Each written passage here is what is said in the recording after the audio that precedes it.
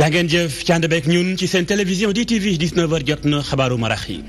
la ca gën a fees bokk na ca ni Njaasaan doon serbe yoonu mbooleem umma islamique bi ba ci kilifa yu politique yu Sénégal bokk na ca njiitum réewum président Macky Sall ma nga fa woon jot na sargal delloo njukkal ki nga xam moo fi jógee waaye itam xalif général des Tidianes Serigne Mbaye Sy Mansour moom it kàddoom jib na rafetlu lool taxawaayu kilifa gi fi jógee ci sàkku njaboot gi ñu daal di topp ay ndénkaaneem dañu si ñëw ci biir xabaar yi en direct ànd faak Abdoulaye Ndiaye ni mu gën a yaatoom leneen soxal lu xeex wàllum ñax karange bi am ci biir Afrique waaye te mbirum jëfandikoo internet def ci ay njombe njiitum réewum Sénégal président Macky Sall nee na xeex bi ngir mu gën a teng faaw lëkkaloo am diggante Afrique ak ñi mu seqal déndu ba adduna bi yëpp dañu ci ñëw ci biir xabaar itam ndaje mañ ci wote woon sàng ci bëccëgub tey gi leem dañ ca bokk étudiant yu fac lettre ñoom itam jóg nañ taxaw nekk UCAD lan bëgg mooy nañu ubbi campus social bi ca wet ga itam fekk na étudiants yi nekk ci privé bi ñoom itam xëyoon yëngu-yëngal la ñuy wax mooy jot na nguur gi fay bor bi ba seenu njàng mën a tàmbalim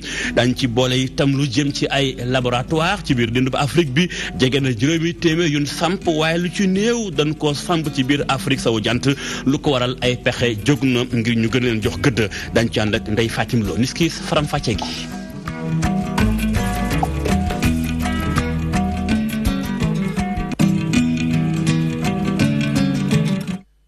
gërëm leen ci ànd beek ñun dañ naan coow ni ma ko waxee woon sàng ci bopp xibaar yi jëm ca Njaasaan fekk fa Abdoulaye Ndiaye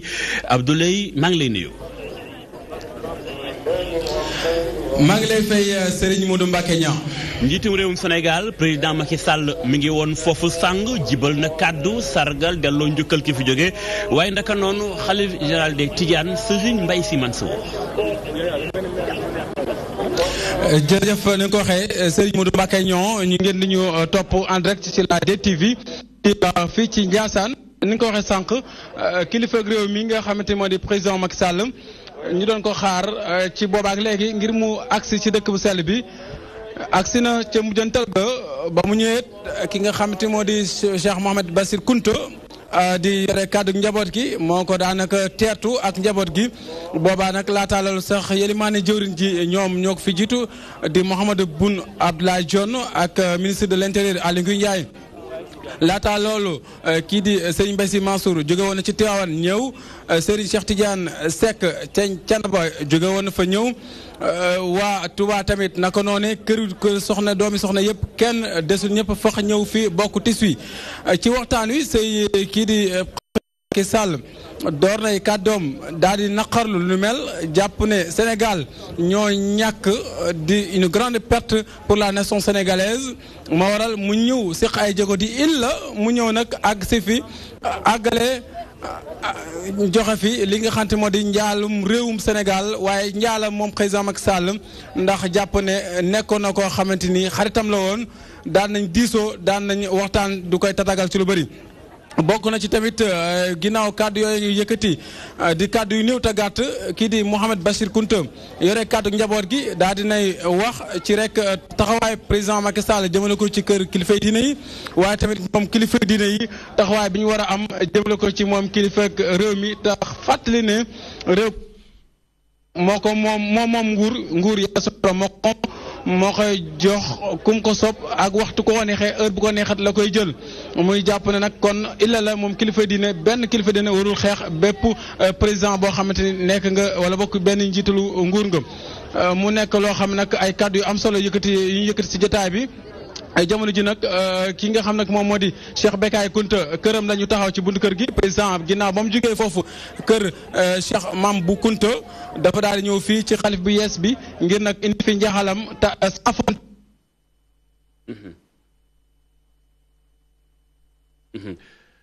jógee rek day daal di ñibbi si Ndakaaru daanaka lépp yem na daanaka lépp jeex na li ñu jàpp nag mooy dimanche maanaam dibéerug démb gi bu delsee di juróom-ñetteeli fan bi ci lañ koy ñaanal moom Mam bu Kounta mi nga xam nag moo toogoon xilaaf ak maamam ci dir fukki at ak ñaar làqoon juróom-ñeent fukki at ak ñett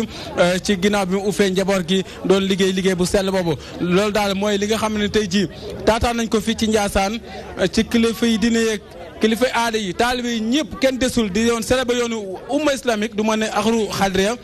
ñëpp ñëw fi indi seen jaal kon tey ji nekk na illa président it ñëw fi kon président ngi noonu cortège baa ngi ni ngeen di gis sama ginnaaw daanaka mu ngi noonu di dem fii ci kër xalifa bi doon ko saafonte kon bokk ñu leen di gërëm di leen sant sëñ Modou Mbacké Niang direct la woon ci la DTV ngir dara bañ leen a rëcc ci lépp luy xeexoo fii ci xew bu Sénégal rawatina nag li nga xam ne moo di xeexoo diine yi xam naa naka noonu rek dañ leen jox daje incha allah du yàgg dara ci gàmmu gi di ko amal liggéey bu am solo di la jaajëfal di la delloo antenne bi boo amul beneen laaj. jërëjëf Abdoulaye Ndiaye di jaajëfal bu baax ñi nga xam ne ñoo nekkoon ci équipe bi tamit ku ci mel ne mat. ñu koy gërëm Abdoulaye Ndiaye fe nga xam mooy ca Ndiassane mu nekkoon en direct waaye tam ngeen suivre ko en direct tam sànq suñu antenne ñëw président Macky Sall ca dëkk bu sell ba yëkkati kàddoom jaal waaye tam rafetlu loolu taxawaay bi nga xam te ne bi moom la fi kilifa gi nekke woon ca wet ga itam maa ngi koy wax sànq Serigne Mbaye Sy Mansour moom mi nga xam te ne bi mooy xalif général de Tidiane moom it sol na dàllam dem ba ca Ndiassane kàddoom jot na faa jib ginnaaw kàddoom jaal yi la mu wax mooy njaboot gi nga xam ñoo fi des nanu fexe topp ndénkaane ak njàngalem Mame Bou Kounta mi nga xam moo fi jóge moom Serigne Mbaye Sy Mansour dénk na kàddu suñu reporter. nee na ñu ngi ñaan njaboot gi. sag bi yàlla def fii ci Ndiassane. ñu bañ koo saggi. ndax kat ku ko saggi. sa sagu bopp rek nga saggi. waaye léegi yàlla xas ba samp. mu dëgër. daaneel ko xel waru yaa ne. nangoo am kilifa tey déggoo ñi ko bokk nañu am fulla gi toll ni bu ñu seetaan kenn di tas lii te kat këru diine yi looloo ci am nee na nit ñi nag bari nañu ñii nee nañ taalibe lañu ñii nee nañ ay soppe lañu ñii nee nañ ay boroomi pas-pas lañu ñii nee nañ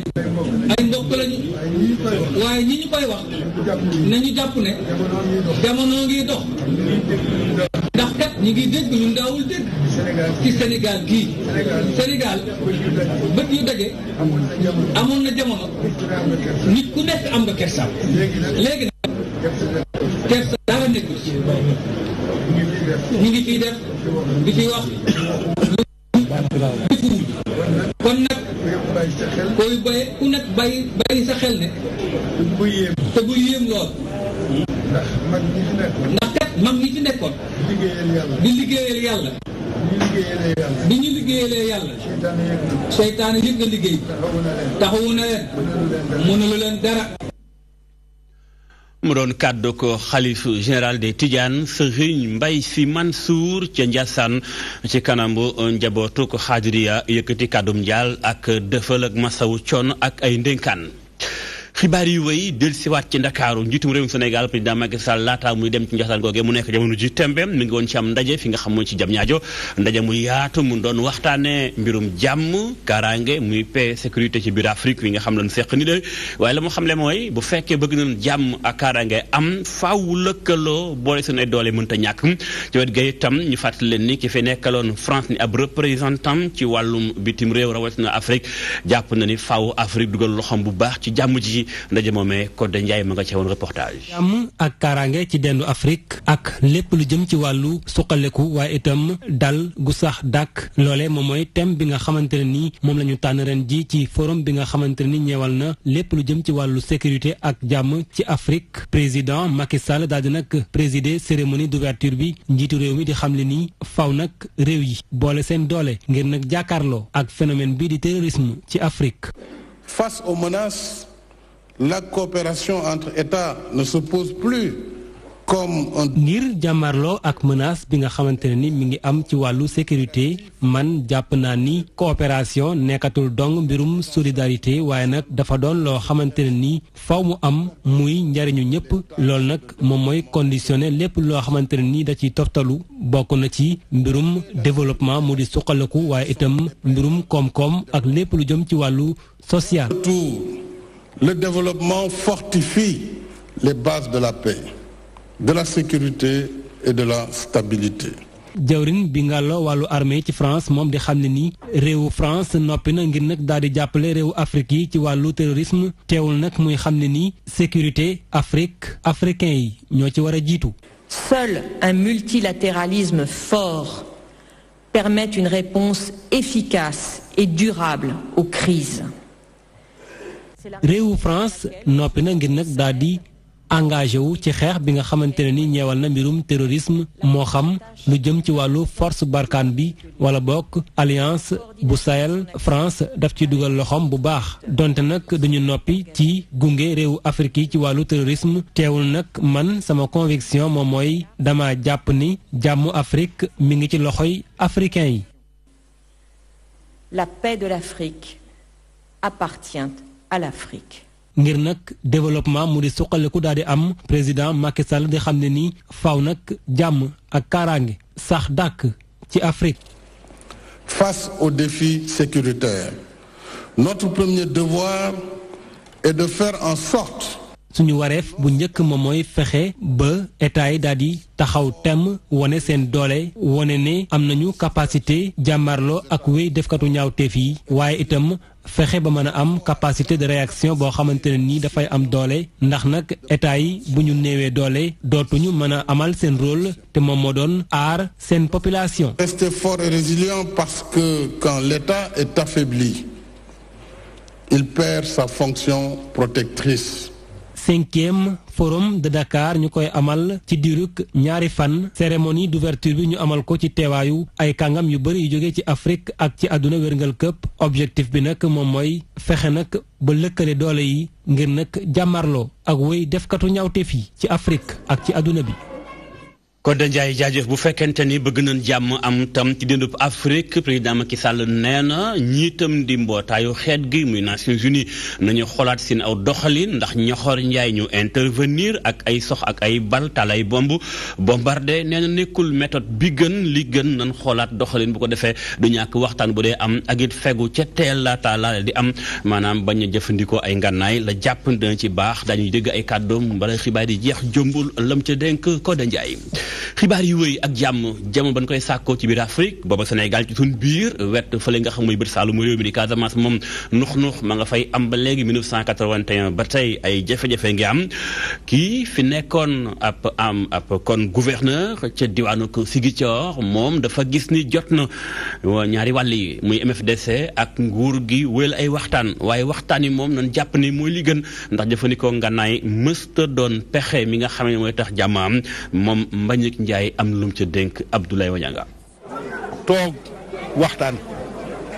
toog waxtaan ci ko waxtaan wi MFDC bañ a foog ne dafa am une stature internationale ba tax muy convoqué ji ay façon dialogue yoo xam ne ay réew dinañ ci potox lu dox suñ diggante ay sénégalais yu lëndëm boole woon pour di dugal ay ingérence ci Sénégal loolu duñ ko nangu loolu du mu nekk aucun gouvernement du Sénégal n'acceptera une telle procédure. Par contre mun nañ ne ay mbokk yu réeroo lañ ñu bokk toog gouvernement bi cette solution militaire ak policière ak yëpp teg ko de côté dugal solution waxtaan boo xam ne dina tenir compte de l'intérêt économique de la Casamance dugal donc projet waaye projet yi nag pour ñu accepter leen foog ñu impliquer leader d'opinion ya fa nekk ci bañ koy sos PUDC mu ngi def lu bari lu baax mu ngi def ay équipement def lépp mais bu équipement yooyu doxee jógewut ci étude sociologique avérée yoo xam ne dinañ xam dëkk bu nekk lu doon ay yiteem jaar ko ci leader yi ak élus locaux ya fa ne projet yi dañuy pare les populations risquent de les bouder de ne pas les reconnaître mooy yenn marché yi nga xam ne da ngay gis ñu tabax ko bâtiment yi pare et tout bu ñu paree ni fa yëng kenn du fa jaay kenn du fa defee fekk na bañ leen laaj ba ñuy leen tabax laajuñ leen ban emplacement moo leen gënaloon en tenant compte des habitudes des villages. mu doon Mbagnick Ndiaye nekkoon fi gouverneur ca diwaanu ko Ziguinchor woote woon waxtaan jëm ci mbirum kalak doomu bàjjen ni mën a indee jàmm ci biir Sénégal xibaar yi wëy ngir jàmm ak kaaraange it am faaw ñuy assurer wala ngay dem di saytu sab liggéey ak doxalin wi assurance moom lañu waxtaane tey ñoom ñi yëgg ci wàllu guddi mel dañ cee xëy woote waxtaan ànd ci ak ay parlementaire maanaam député yi ngir ñu xamal leen lii nga xam mooy njëriñu assurance rawatina lu jëm ci pétrole ak gaz boo ci dee liggéey na Sénégal yooyu dafay tàmbalee feeñ ndaje man ci wate woon teewaayu alam bi tey la amee woon reportage. Assurance ak émergence moo doon thème bi association des assureurs du Sénégal taamu ci séminaire bi ñu amal ci teewaayu parlementaires yi bi leen dajee nag li ko sàkku bokk na ci waxtaan ak soppantey xalaat fexe ba ñii di parlementaires yi saytu luwaay yi ñuy voté ci assemblée nationale. balaa ñuy dem assemblée ñu leen di proposer ñu leen ay loi ñu koy voté d'abord ñu xool loi bi lan moo ko tënk et puis lu ko mën a tënk mooy loi bi comme vous le savez bien loi bi suñ koy voté mais c'est pour askan bi il faut tamit askan bi député bi xam loi bi ban njëriñ ngam ci askan ba pour dire ndaje bi ñoom ñoo ñu ko laaj donc amul benn aspect lobbying amul leneen def naa yëpp lu ñu koy def c'est pour on l'a dit tantôt pour Sénégal. bile atelier nag ñoom ñii di parlementaires yi ñoo ko sabablu woon ngir mën a daje ak acteurs yi waxtaan ak ñoom ci wàllum assurance jëm ci pétrole ak gaz. ci fan yële am na benn atelier boo xam ne assureurs yi dañ ko invité woon ci hôtel Pullman ñu doon ci waxtaanee ci problème mu pétrole ak gaz ak problème assurance parce que question yooyu dafa nekk question yu am importance yoo xam ni assurance daf ci war a am rôle boo xam ni bu am importance la bu mu joué. bi ñu demee aussi waxoon nañ leen ni bon c'est bien beau que man maa ngi ñëw comprendre naa lépp waaye député yi aussi bu ñu ko gënee mën a élargir pour que ñu mën leen capacité ñu gën a comprendre les questions assurance les questions pétrolières et gazières dana gën. bu ñu sukkandikoo ci maire bu Kaffrine nag secteur privé bi dafa soxla ñuy di assureurs yi ñu gunge leen ci liggéey yi ñuy amal jëm ci plan Sénégal émergent. gannaaw ñun plan Sénégal émergent dafay dem ba 2035 président yu bëri mën na cee liggéey ñu ne plan Sénégal émergent faw ñu ñaax secteur privé local ak étranger bi ñu dugg seen loxo waaye itam pour ñoom ñu dugg seen loxo am na loo xam ne ni banques yi ñoo koy def waaye am na loo xam ne également assureurs yi ak ñiy def réassurance ñoo ciy dugg seen loxo pour que bu ëllëgee bu amee trop tolom wala mu am risque ñu mën nga xam ne ñu koy juguler ba nga xam ne ñëpp dañ ci gis seen bopp. assurance nag doon loo xamante ni dina tax nit ki lépp lu muy dugg bu ci amee gàllankoor dina mën a jariñoo ndimbalu compagnie bi ko assuré ba tax na yi de parlementaire di am mbégte ci seenuk àndoo ak acteurs yi ci seeni projet. jaajëf soxna Adama Biteye xibaar yi ci beneen mbir nux ca UCAD bu deful ndànk dina am ñii di commission sociale bu amicale bu fac lettre ñoo jox ab waa kudd nañu leen daaloon bëgg mooy na campus social ba ubbi ndax njàng mi tàmbali na waaye ba léegi ubbeegul nañu nag dañoo bëgg na mu gën a gaawee ñu ubbi ko mbaalu ko mooy dañ leen dégg lañ ca woote woon am ndaje tey ndaje mu yaar ci teewaayu Adjara Ndiaye. bu juróom-ñaari junni bachelier yàkkamte loolu ñu ubbi campus social bi faculté lettres sciences humaines di ñaawlu nag jëfinu kudd gi nga xam ni ba léegi ñu ngi xaarloo ndongo yi ñaari fanu novembre ba léegi te jàng mi tàmbali na. vendredi dem naa gis CSA kudd mais moom sax dañu ma nekkatul en mesure wax ma date exact parce que dañoo yoral bor ay repreneur restaurant yeeg yooyu donc ñun nag en tant qu'étudiant en tant que tamit des représentants d'étudiants ñun que ça soit kudd lu mu yore repreneur yi que ça soit état bi lu mu yore kudd ñun loolu duñ ko lijjanti lu ñu lijjanti mooy que ni ñu tijjul ñu pavillon yi étudiants yi dëkk si ñu tijjul ñu restaurant yi étudiants yi am fu ñuy dugg di lekk parce que saaku tamit bu feesul du taxaw te ku nekk xam na ni tamit njàng mi door na. amical bi nag fi mu ne nii jox ñaari fan ultimatum direction kudd bi ngir ñu saafara mbir mi. waxtaan nañoo ak ñoom waxtaanaat ak ñoom boo gisee étudiant woo presse rek xamal ni waxtaan amatu fa yoon waxtaan nañ ba sonn su fekkoon keroog ba mu fay mujj lu ñu ma wax mooy que ni ñoom nekkatuñ quand même en mesure wax ma lu concret comme que nag ñoom nekkatuñ ko ñun tamit lu ñu yoon may mooy ñu wax ak askan wi suñu waxee ak askan wi tamit parce que bëgguñu benn violence suñ ko réglé wee xayrun suñ ko réglé wul nag après ñëpp dinañ xam li ñu war a def. li bëgg mooy que ni état bi réagir le plus rapidement possible su ko deful nag ñëpp dinañ dégg faculté des lettres et sciences humaines bu kii te tey rek ku xool fii nu mu mel gis nga ni on a reçu presque 7000 et quelques nouveaux bacheliers fekk ci 31108 étudiants yi fi nekkoon. commission sociale bu amicale étudiant fac lettres yi leen daal di taxaw temme ngir campus social bi mën a ubbi étudiants yi mën a nekk ci jàmm yaakaar ni rek dinañ am réponse bu baax jóge ci waa kuddu amicale bi nag tege ne ni tembe bépp activité boo xamante ni mi ngi war a am ci faculté bi ba keroog ñuy am li nu bëgg. bu fekkente ni waa fac lettre ca UCAD ñu ngay dànkaafu seen i kilifa ñii moom dànkaafuun dañoo génn ci mbedd mi wane seen naxaru xol mooy étudiants yi orienté ci privé bi ci seenum njàng dàkk ndax ba ginnaaw ba leen dàqee bor bu état ameel ñoom ñooñu di leen jàngal mu toll woon ci fukk ak juróom-benn milliards état dugal ca avancé ñetti milliards mu des fukk ak ñetti milliards kon 13 milliards yooyu la étudiants yi génn ci mbedd mi tey yëngu-yëngal ni kat jot na état fay bor bi ba ñoom seenum njàng mën a door ndax dañoo am droit à l'éducation kon na état bi sàmm li ko war ci ñoom dañu wàcc seen mbir ci nu mu gën a yaatoo xibaar yi ci beneen mbir mën naa wax ni fi ñu toll nii sagara nga xeeñ bu fekkee sax tàkkul ba tàkk jëppet diggante maire Ourossogui ak ñi fa nekk ci ay ndaw lu ko waral mooy neñu maire ba Moussa Bokar Thiam bokk ci kàngamu PS na ci biir Benno Bokk Yaakaar na mu yore seenu commune de Poul ak yoon muy fekk nga xamoo ci Ourossogui ma ngay caxa-caxatee comme mu dëkk ba suuf saak ñoom seen lii moo tax amical bi ëmb élève ak étudiant ne ci Ndakaaru duut baaraam wàllu guddi mel ndaje ma ci wote woon am yaatu woon na loolu ci teewaayu Mansour Sow ci guddi gu bët setagul ndax ay jafe-jafe yi lii nag di ay kàddu yu ndaw ya bàyyee ko ci gox boobu lii ñoom nag jàpp nañu seen jafe-jafe yi jógewul fenn fu dul seen maire gox boobu lii di Moussa Bokar Thiam. ñun population ñu sent que Ourossogui day dellu gannaaw loolu moo tax ñu taxaw ñu ne loolu du fi amete ba pare bëgg a jël suñu ñaari terrain bi nga xam ne mooy garage Boyna ji bëgg fa def palais de justice ba pare bëgg a jël aussi garage de Ferlo bëgg fa jaay benn def fa benn station. te ñun ñuy dégg aussi service boobu ñoom ñoo ko financé élection locale yi passé loolu moo tax partenariat boobu moom mu bëgg ko accomplir avant mu jëm parce que mandat am mën nañu wax 2 mois moo si des. gannaaw bañ ko woowee ngir ñu waxtaanee rek jafe-jafe yi nga xam ne moom la ñuy jànkanteel moom maire boobule dafa lànk rek kandaaral taxaw rek ci wetam nit du dajeeg ñoom benn yoon. du bàyyi ba problème am ba pare gars yi jox ko rendez-vous wala moom mu jël propre jël rendez-vous ba pare dem voyage. léegi nag ñun nag li ñuy jàpp mooy dafa daw dafa am lu ci lëndëm te ñun dafa bëgg mu leer. si réseaux sociaux yi moom day dem wala directeur cabinet am day dem di neen étudiants yi dañ leen policier daa am ñu nekk seen ginnaaw te aussi ñun les étudiants sont des intellectuels on sait ce qui nous attend demain tey bu nekkoon politique moo ñu fa indi woon si amical bi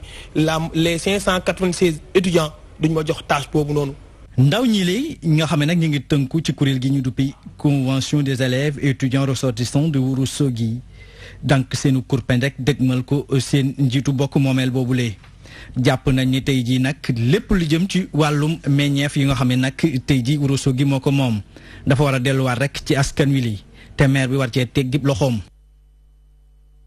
jaajëf Mouhamadou Mansour Sow xibaar yi wéy ci beneen biir Afrique bari na lu fi samp ni ay laboratoire yuy gëstoo ko xool luy tax ba doomu aadama nekkinam gën a ñoŋ rawatina wàllum wér-gu-yaram waaye bu dee xool lu ci baree bari ña ngi ko samp ci réewum Afrique du Sud lu tax kon ñëwuñu wàcc si fi nga xam mooy goxu Sénégal ak ñoom seen lu ni mel lan doon waxtaane tey ndaje mu yaatu ay kàngam seq nañu ko bëgg daal xool laboratoire yi nu su leen gën a mën a roofe doole ñu gën leen a xam ci seen nekkin fu ci ne ban gën a amal njaxeñ askan wi ndaje moomee Ndeye Fatim loo fekkee war na ko reportage. épidémie ay feebar yu bees yi dañoo tax ba tey ji système de santé wu réewu Afrique yi dañuy jànkonteel ak ay jafe-jafe li ni mel tax ba ci atum 2009 comité régional bu kuréel gi ngànk wàllu wér-gu-yaram ci àdduna wërgal képp tàmbale benn programme ngir gën a mën a ñoŋal laboratoire yi ngir ñu am accréditation. pour nga mën a wax feebar am na pour mën nga xeex il faut d'abord que résultats yi ñu wax ne résultats yi baax la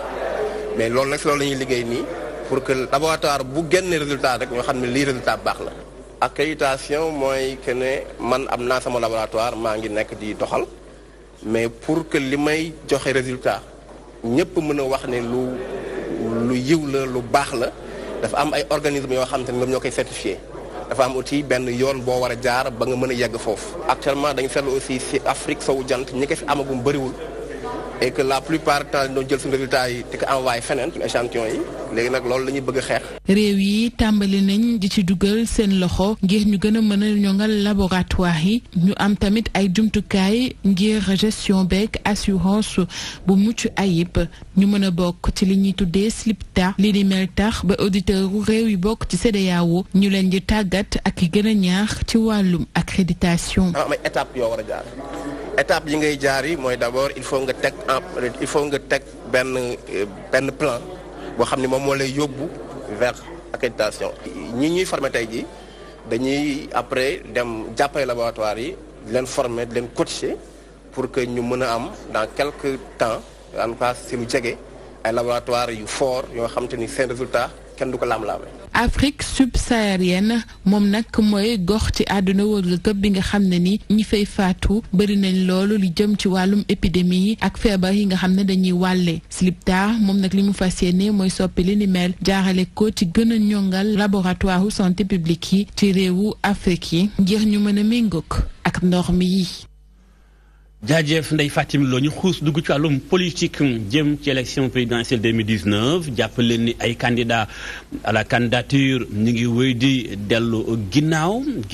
Mamour Cissé mi ni woon parrainage bi xoog àllankoor taxam woon ginnaaw élection yooyu leen waaye it ginnaaw Maître Mame Adama Gueye naka noonu keneen daal dina tekki ay jaajëm ci élection présidentielle yi en tant que candidat mooy Ndella Madior Diouf léegi lam doon wër ni ay parrain nee na ko fa ñukk léegi ma ngay jàppal tànk kii di Maître Madické Niang nee na moom lay parrainé ma ngay expliqué lu tax mu def lu di mel ndaje mu ci woote woon Jibi Sax Joni fekkoon na ko reportage. Maître Madické Niang mën naa jàpp ci àndandoom bu njëkk ngir mën a daal di matal candidature am ci jongante njiitu réew yi ñu séenu ci atum 2019 Ndella Madior Diouf wane na ne léegi ki jiite coalition Madické 2019 la àndal ba tax na mu ngi jàpp ne moom rek mooy candidat bi mën a jëmale réew mi kanam. gouvernement paritaire bi nga xam ne am nañ si yaakaar bu baax ak Madické Niang moo ma gën a tax ma jàppale Madické Niang te sama mbërëy daal gis nga Madické Niang dafa yéex a feeñ ndax gore bañ cin bi xam waaw mu téye militant yi mais militant yépp ngi ñëw. njiital parti politique réconciliation nationale pour l'unité africaine takk na ndigam ngir taxaw temb jàppale Madické Niang rax ci dolli fas yéene naa jubóole Maître Madické Niang ak Abdoulaye Wade. li Madické daf nii da Abdoulaye Wade rek lay jàppale ji am na ñoo xam ne nag gisee wuñu ko noonu. waaye parce que lu xew assemblée nationale ñëpp gis nañ ko man nag naka laa siy taxawu jàmm rek man sama parti nu mu tudd réconciliation nationale pour l'unité africaine man fa juboo nekk rek lay taxaw. lu soxal nag dogal gi njiital réew mi daal di jël ngir daal di fësal contrat yi mu xaatim jëmle ko ci wàllu pétrole beeg gaz bi Ndella Madior Diouf rafetlu na ko waaye mu ngi xaar ci njiital réew mi leneen lu dul loolu. nga def et puis. ñun su ñu ñëwee lépp la ñuy soppiwaat diriger sans complexe Sénégal xoolaat contrat yi Sénégal yi dañu war a yokk bi yëg ko dëkk yi am pétrole comme Qatar de gisuma lu ñu ëppalee pétrole. ay fan rek ginnaaw ba mu fësalee ne nekkatul candidat Ndella Madior Diouf fësal na fi mu bëgg a teg tànkam ci wàllu politique moom moomee sax mu ngi xamle ne fii ak ay fan yu néew dinañu gis ay kàngam yu bëri. dal di ñëw lëngoog Maître Madické Niang.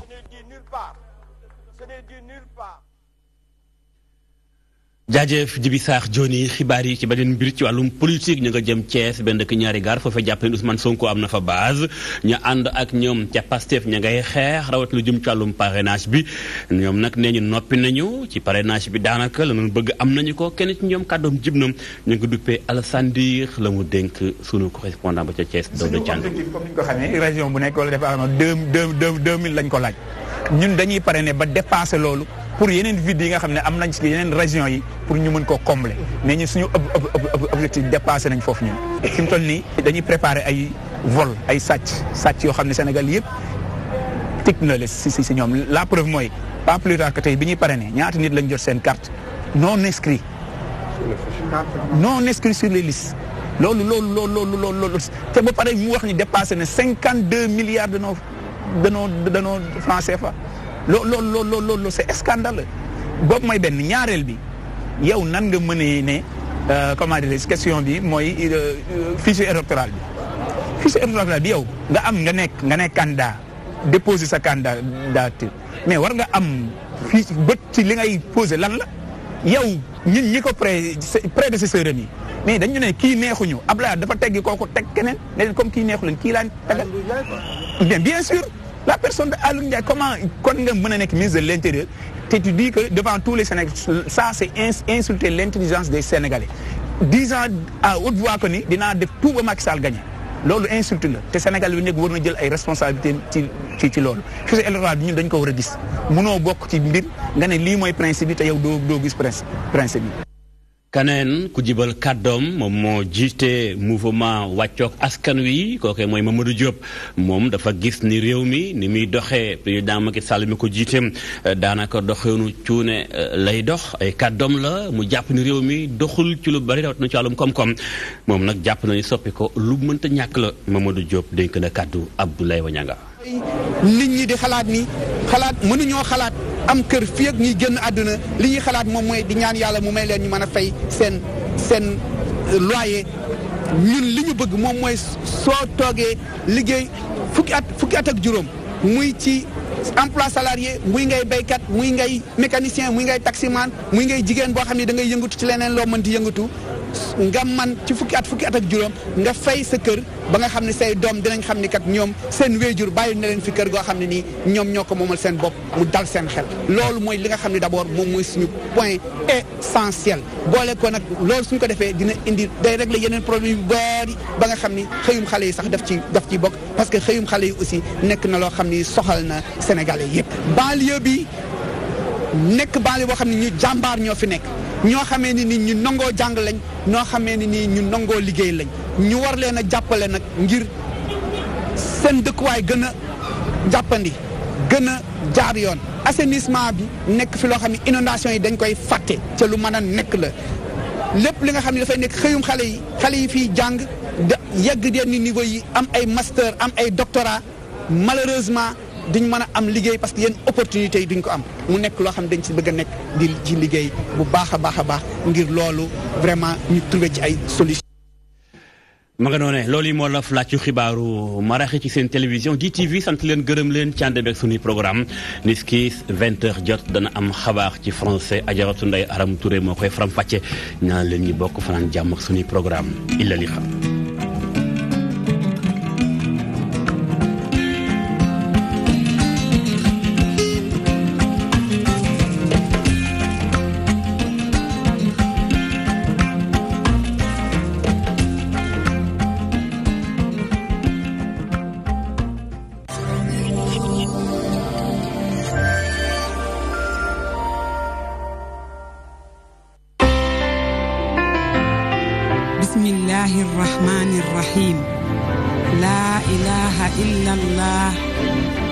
إله إلا أنت الله أكبر الحمد لله